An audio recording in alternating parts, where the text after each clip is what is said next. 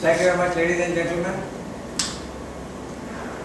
I hope my voice will reach you without this also if required, because in the courts we never use these. I had a very pleasant experience coming to Matancheri. My earlier view was that perhaps this is only a Jew town. Jewish people live here. But I was very pleasantly surprised that people from all walks, from all parts of the country are settled here. I must say, that's a very good sign. I must thank Mr. Jiten Varghese also for giving me an opportunity to meet you all and have an exchange of views for arbitration, of arbitration, and particularly the benefits of institutional arbitration. My association to Kerala, though the road was completed, road bridges about 10 years back, 2 sets of arbitrations, we have one payment made, the third set is what is left now. Why the states, the government departments, even when they know it's a losing case, even when they have lost a case, nobody takes the risk of sanctioning or saying settle this, make the payment, avoid paying interest. No. They say file appeal, take legal opinion, go right up to the Supreme Court. With the result, in one of the cases where the award was total about with interest 18 crore, by the time the state lost the challenge, with the interest element it came down to 16 crores. And now, even now I am facing the same. The states are very slow. I have not seen any state government advise anybody to settle the matter, because nobody wants to invite the wrath of being involved in a so-called scam, even if ultimately it is for the benefit of the state. Anyway, ladies and gentlemen, I am sure all of you must be familiar with what arbitration is or how it takes place. Otherwise, I'll just briefly cover a few points. I'm sure quite a few of you would be knowing as to what that is. See, basically arbitration is another mode of dispute resolution. Parties say, rather than go to the court, pay court fees, or wait for about 10-12 years, better it is that we go to a forum where we have a person or the tribunal of our choice. One, if you go to a court of law, you cannot choose the judge before whom you want to have your case decided by. In arbitration, you can choose who you want as the arbitrator. Secondly, there is no element of court fees. No court fees is payable at all. It is only when the award is published, then depending on the value of the award, stamp duty is payable to the state. But that differs from state to state also. Another advantage is that in arbitration, unlike in court where the court has to follow all technical procedures, evidence, how you prove a document. Well, court says that witness has not come to prove this document, I reject it. The technical laws are not applicable to arbitral disputes. The tribunal consisting of legal members are not bound by the strict rules of evidence or the civil procedure code. They can formulate their own procedure, unlike in the court where you want to recover some amount, you must present a plaint in a proper way. You must pay the court fees. You must comply with all the requirements of filing the original documents and everything.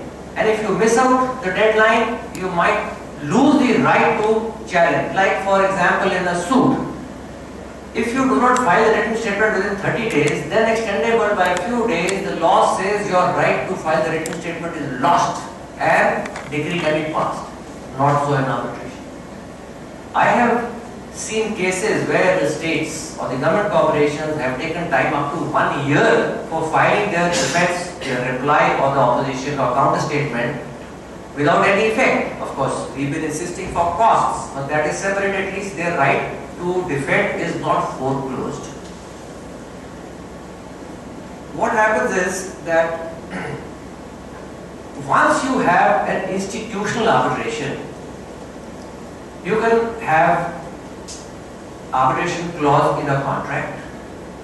Arbitration can be contractual, meaning that you agree to export tea or rubber, like one of my friends here, they have been doing it. There will be a contract which will contain an arbitration clause. Any government contract which is signed invariably will have a contract clause, arbitration clause. That is called contractual arbitration.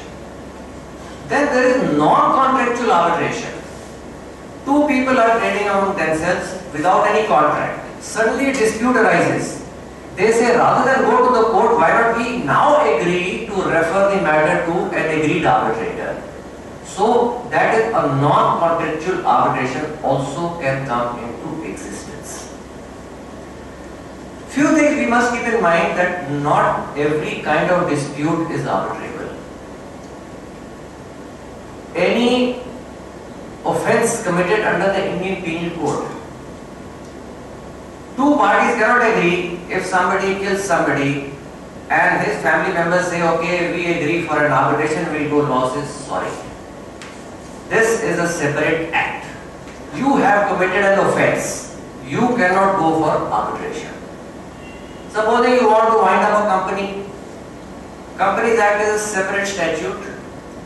Nobody can agree among themselves like this, we'll settle a dispute, go to an arbitrator and ask him to decide to wind up a company. No. For that, the jurisdiction is exclusively with the High Court in the state. There are tenancy matters where you want to seek eviction. Law says, there again you cannot go and get a decree of eviction against a tenant.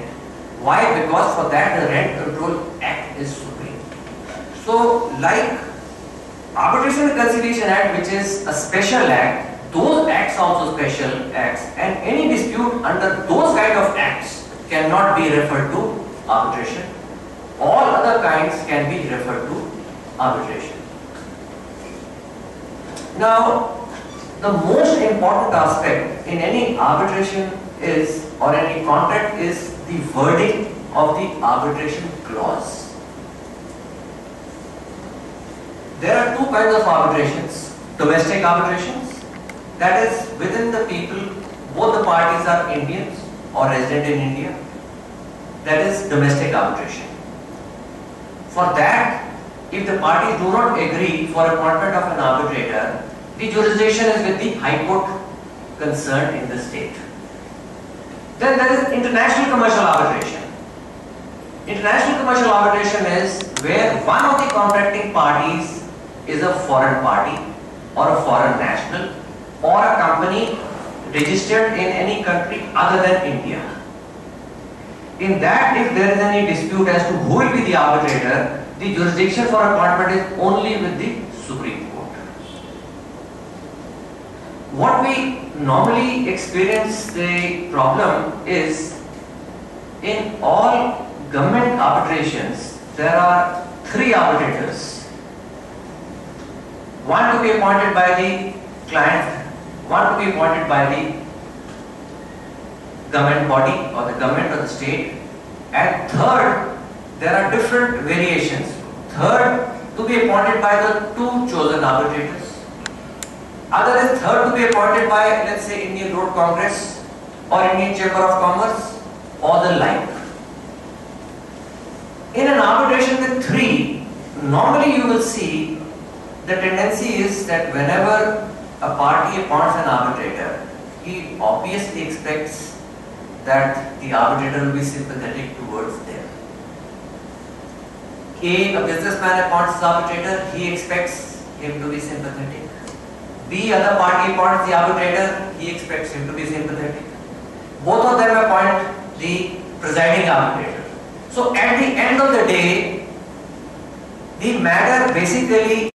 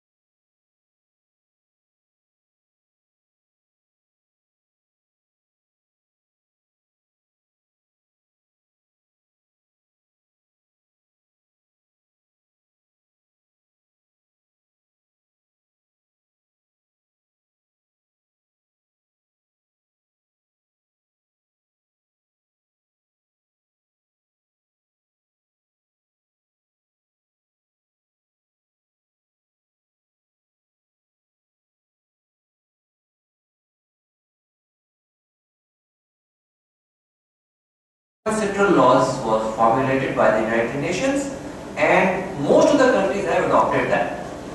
The Arbitration and Conciliation Act 1996 is the result of that. Every country has some modification or the other.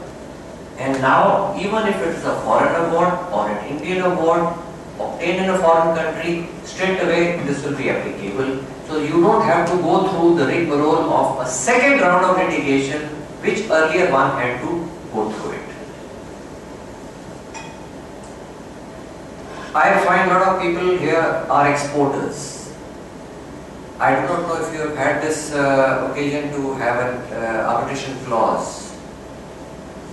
See, whenever you are entering into a international contract, for Indian parties I always advise them three things.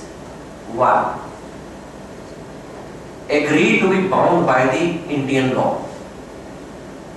Two, have the venue of arbitration in India. Three, the jurisdiction, agree to the jurisdiction of courts in India only. Fighting litigation elsewhere in the world is very, very expensive. Of course, it is much more streamlined, very, very methodical, but all the same very expensive. Now, if you have an arbitration or a dispute with somebody in Singapore, and they say it will be Singapore International Court of Arbitration, SICA, or it's London Court of International Arbitration, then, and they bring in their laws. One, it is very difficult, or rather a very expensive procedure or process to fight litigation in those countries. Engaging lawyers there is very, very expensive. Then the laws which are applicable there, first you must acquaint yourself.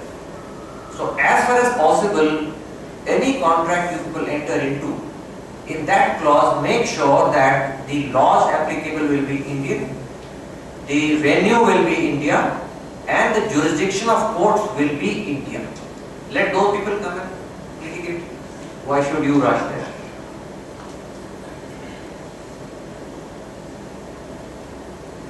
In that again,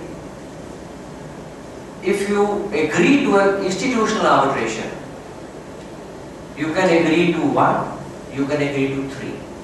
Under the old act, you could have two arbitrators. In case of disagreement, it would go to the umpire.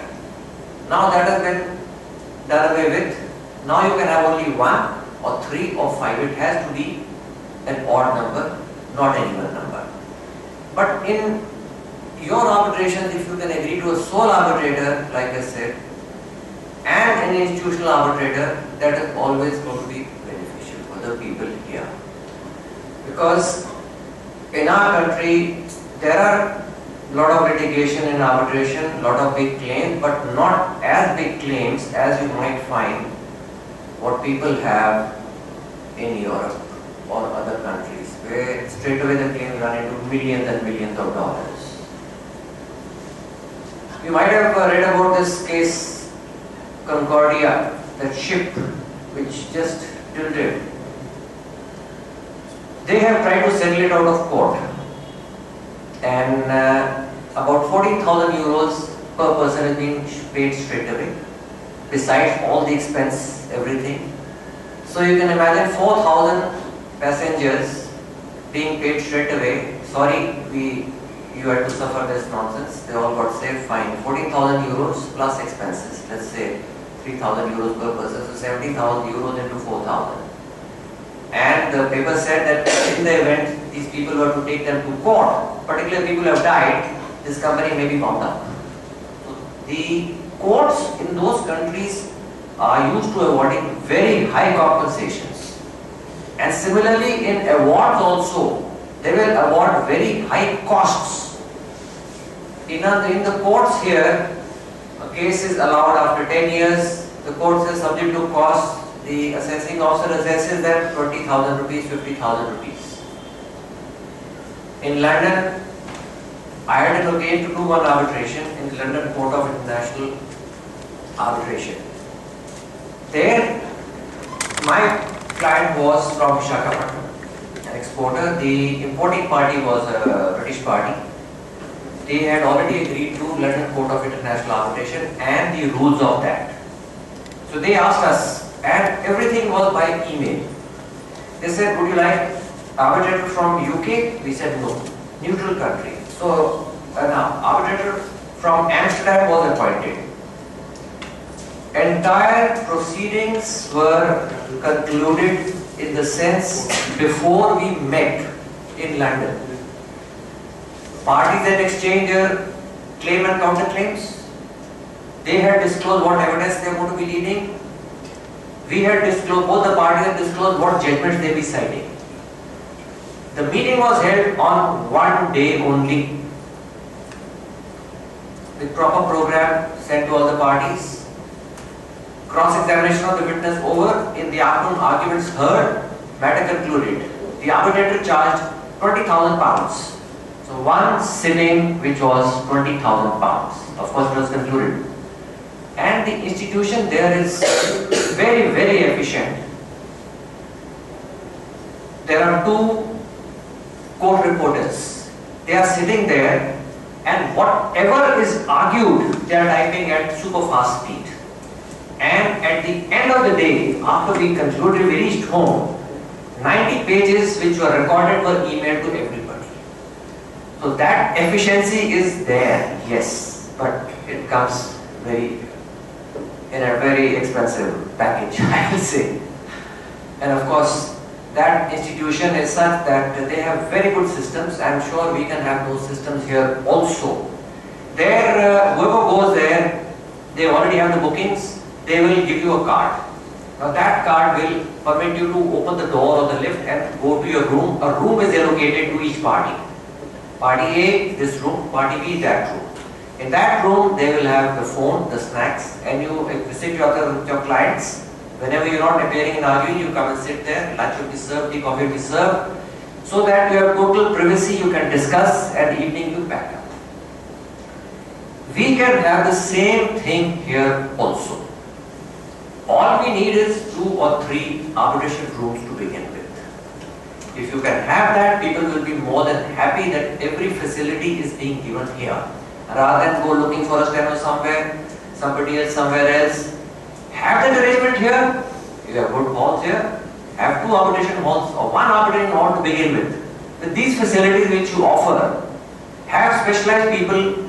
I am sure there are a lot of people who are specialized in lines. Because I find here a lot of export work, a lot of maritime law. And in those lines, if you have some specialist to begin with, enroll them on your this thing like you have in Delhi, Wiki. There are so many people as arbitrators who are registered with them. Here I am sure there will be a lot of retired judges and engineers who will be wanting to be on the panel of arbitrators. Try and develop the institutional part of it, and I have told you the advantages. Like Mr. Ramakrishnan was saying, Supreme Court has been saying that it should be faster, it should be made cheaper. The Supreme Court keeps saying so many things, but when it comes down to brass tacks, things are not the way they are. It's very easy to go on saying do it like this, do it fast, yes. What do you do if the state does not come forward to file its defense? Supreme Court says it has become a very expensive proposition, they all know. It should not be more than a sitting or 2 sitting, very well. But what do we do? Any number of times we go for hearing, the state wants time, the other party wants time, they say our witnesses are not ready, our defense statement is not ready. What do? We press for costs, the courts say, look, if we are going to impose costs, after all it is some part of it going to come out of your pocket or my pocket because it's public money, so no costs. So ultimately it is the party who suffers. But still I would say it is any day a much better system than litigating in courts. I will just touch some of the important sections. Whenever you raise a claim or prepare a statement of claim, you must keep in mind a few aspects. One is, how does arbitration take place? Only when there is a dispute. Supposing you have a claim, merely having a claim is not enough.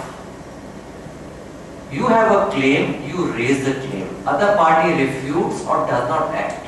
Only then a dispute comes into existence. Once a dispute comes into existence, please remember that the law of limitation is fully applicable to Arbitration and Conciliation Act. You cannot say that I had a dispute with him 4 years back, 5 years back, I had a right to claim this much money, never mind, I will not go to the court, I will seek arbitration. Law says, sorry, you lost your right. There are checks and balances and procedures which have to be followed. So law of limitation must be kept in mind. Secondly, what happens is, if you agree to the jurisdiction of a particular court, that is always better. Supposing the cause of action arises in Kochi and cause of action arises in, let's say, Bombay.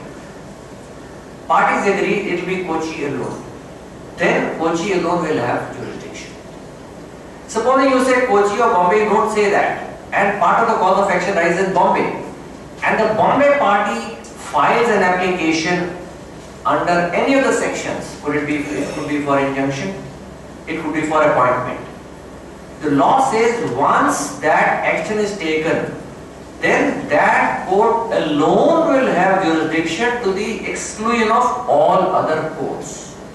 So you must be careful on the venue or the site where you want to agree for jurisdiction.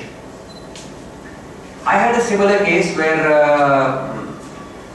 my client filed the first section 11 petition for appointment of an arbitrator in the Delhi High Court.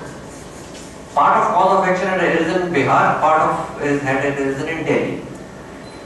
Delhi High Court appointed the arbitrator, but the railways went and challenged that award in Bihar. So I took up the objection that you have no jurisdiction. He says, why? SSC reads section 42. So he agreed with that. So now railways, whether they come and challenge it in Delhi or that's a separate lookout. Another thing is, in so many contracts, there are clauses which say that before you raise a dispute or refer the matter to arbitration, you will make an attempt to settle the matter amicably. Or first we will go to this gentleman. Or in the event an arbitrator is not appointed, that party will appoint. We must follow each of the steps very carefully. Not following even single step can mean having won at all the stages, Supreme Court may set aside the award by saying that you did not comply with the preceding step required under the contract. Normally in construction contracts, when the fitting conditions are there, my experience is that you have to raise a dispute to the employer. Employer is always the National Highways Authority of India or the state or the PWD, of course represented by the state. If you have a dispute, you will first go to the engineer. The engineer will decide that within X number of days. If he does not decide within X number of days, then within Y number of days you can invoke arbitration. If you skip that first step, you raise a dispute before the employer takes no action, you straight away go and appoint the arbitrator. Even if you win, even if you won in the High Court, you can take it. If the other party raises any objection, Supreme Court will set aside the award. And Supreme Court is known to have set aside award on this ground that the preceding steps prior to invocation of arbitration were not complied with. So, compliance of the preceding steps is very, very essential. So many times we feel that the courts have jurisdiction to grant injunction. Do the arbitrators have such powers? The answer is yes. In this act, the courts have been given much wider power that even before you invoke arbitration or even after you have invoked arbitration, or even after the award has been made, but before it is executed, you can move the court to seek some injunction. Similar power is there with the arbitrators also, but they do not have power before or after. They have power, one, it is limited. Secondly, only for protection of the property in dispute, and only during the period that they are acting as arbitrators can they pass an order, otherwise no. But all the same, these days the trend of the courts has been that once arbitration has been invoked, why do trouble us? Go to the tribunal and seek the interim relief there. Under the old act, the tribunal did not have any power to decide its own jurisdiction. So many times when a matter is filed in the court, we've raised the first preliminary objection that this court has no jurisdiction to decide this for whatever reason, cause of action didn't arise, or there is a special act with the bar. Earlier, under the 1940 Act which has been repealed, the tribunal did not have power to decide in their own jurisdiction. Supposing you were challenging their jurisdiction, you have to go to the court and then come back. It was a very cumbersome process. Now, under the new act, the arbitrators have been given jurisdiction to decide about their own jurisdiction. Supposing the reference to arbitration is without intervention of court. I will come to that a little later. Why intervention? Why not? Parties appoint their arbitrators.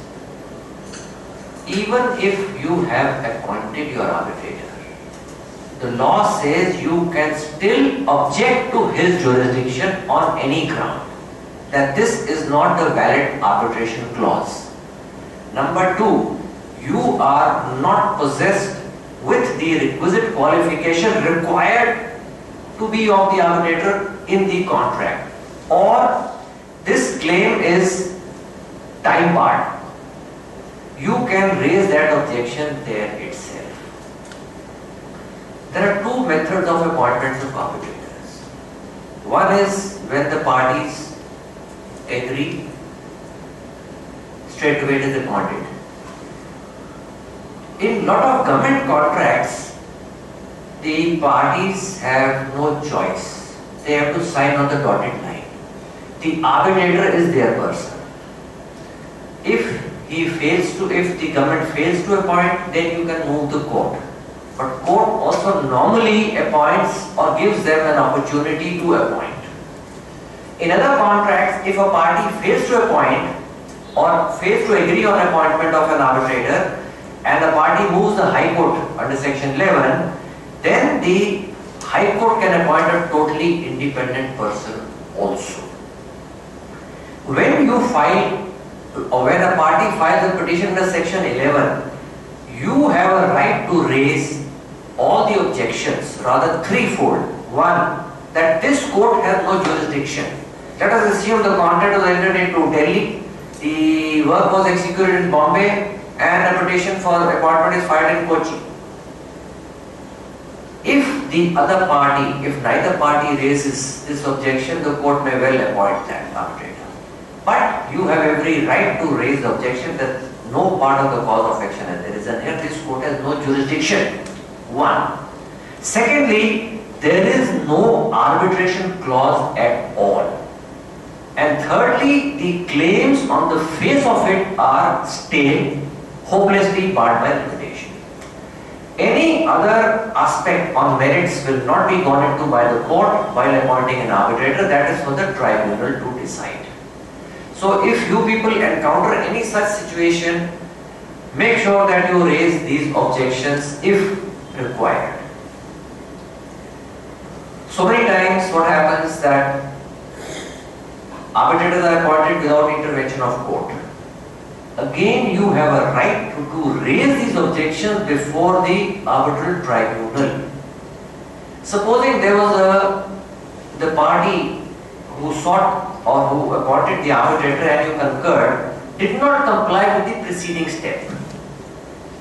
The opposing party must take that objection in the defense statement, because the act says that if any procedural aspect from which the parties could not derogate or which required compliance but was not done is not objected to, you will be deemed to have waived your objection. The example I had given was that supposing preceding step was required to be complied by referring of the dispute to the engineer, that was not done. But when you go before the arbitrator, you have a right to raise an objection, but if you do not raise that objection, that right will be lost. It's called the waiver. Under section 4, it will be gone. The law, and I have one grievance with a lot of arbitrators or tribunals, that they do not comply with. There is a requirement under section 12 that every person who is approached for appointment as an arbitrator must disclose in writing if he has any interest in the outcome of the matter, if he is related to any of the parties, or any such aspect which may raise any doubts as to his independence or impartiality. In other words, he should not be a biased arbitrator. There are some retired judges, there are some other technocrat arbitrators who straight away on the very first hearing say so. Like in one of the cases which I was handling before, the retired judge of the High Court, a very well-known judge, who everybody reposes full trust and confidence in him. My client had filed this case in Indian Oil Corporation. The very first day he said that he gave in writing that I have an arbitrator on the panel of India. Do you have any objection? Yes, if you have, I will not enter into the reference. If you do not, I will continue. But knowing that man's reputation, I said, sir, I have no objection. And my party got the award. So people who are doing this, who are in this line, their reputation also travels very fast. There are others who will never disclose to the tribunal, giving the reasons, indicating how you have grave apprehension